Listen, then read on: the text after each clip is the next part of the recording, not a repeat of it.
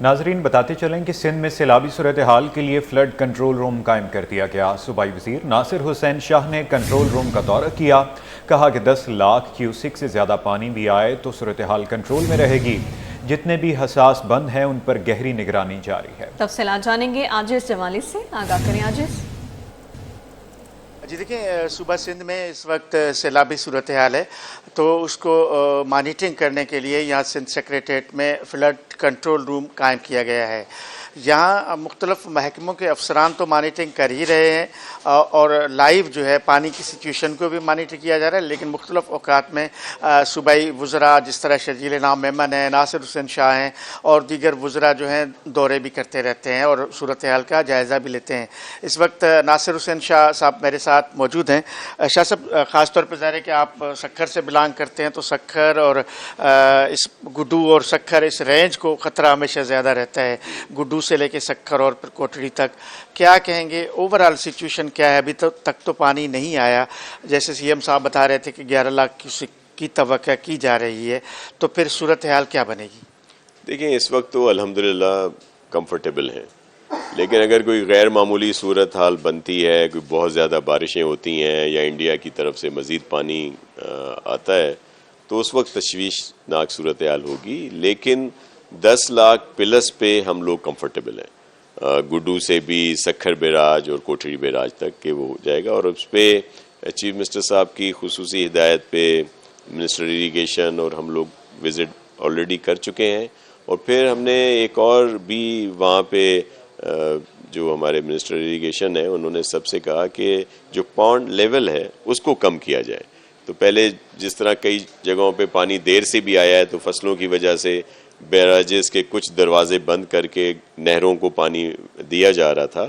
تو نہروں کو بھی پانی دیا جا رہا ہے، لیکن اس کو رواں رکھا جا رہا ہے تاکہ پونڈ لیول کم ہو اور جتنا بھی پانی پیچھے سے آ رہا ہے تو اس کو بھی ایک اسپیس ملے اور پھر یہ پانی چلتا رہے۔ تو یہ جو این ڈی ایم اے کی ایک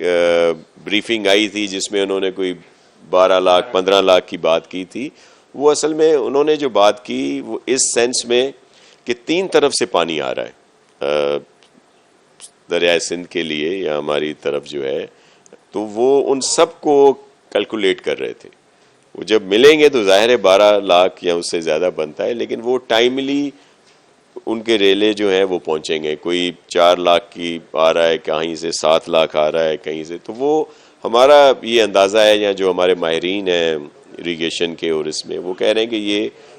مختلف اوقات میں آئیں گے اور ان کو ٹائم مل جائے گا کہ وہ وہاں سے ڈرین آؤٹ آگے ہم کر سکیں۔ کچھ سی ایم صاحب نے ابھی خود بھی بتایا کہ کچھ ایسے مقامات ہیں، کچھ ایسے بند ہیں جن کو حساس قرار دیا جا سکتا ہے، ماضی میں وہ ٹوٹتے رہے ہیں، تو اس بار ان حساس مقامات پہ کچھ خصوصی ارینجمنٹس ہیں؟ دیکھیں، اس طرح کے ولنریبل جو پوائنٹس ہیں ہمارے، ان پر آلریڈی کام ہو رہا تھا۔ ابھی میں نے خود بھی وزٹ کیا ہے اس دن منسٹر اریگیشن کے ساتھ جب ہم لوگ گئے تھے